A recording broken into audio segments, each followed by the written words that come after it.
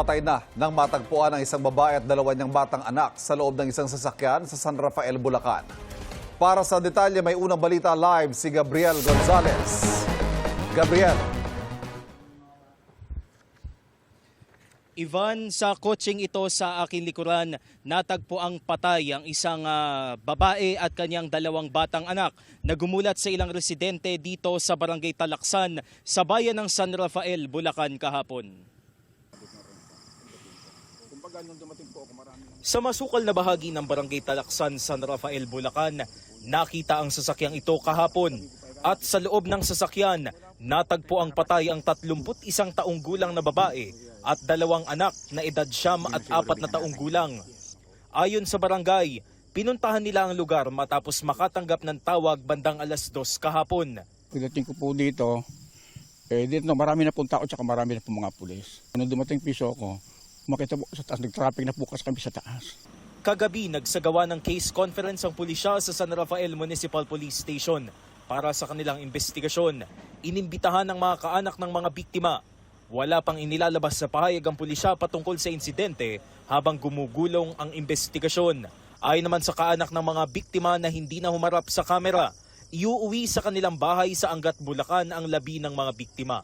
Paniwala ng barangay, iniwan na ang nasabing sasakyan gabi pa lang ng Miyerkules, August 19.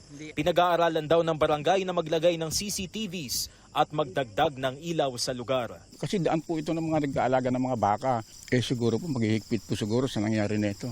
Kasi para hindi na po siguro maulit yung ganitong nangyari kahapon.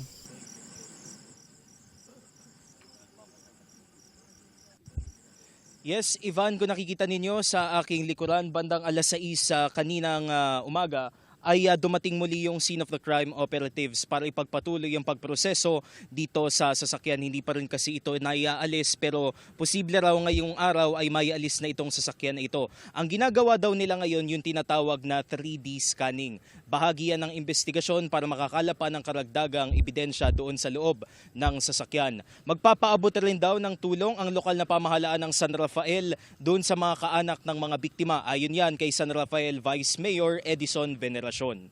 At live mula rito sa San Rafael, Bulacan, Gabriel Gonzales, GMA News. Gabriel, nakausap na ba yung padre de pamilya ng mga biktima?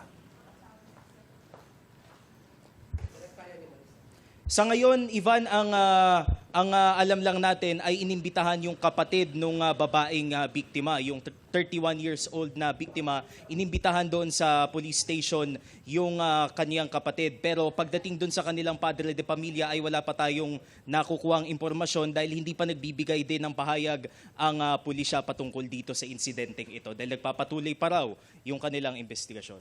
Patuloy nating aantabayanan ng impormasyon kaugnay ng insidente yan. Maraming salamat pansamantala, Gabriel Gonzales.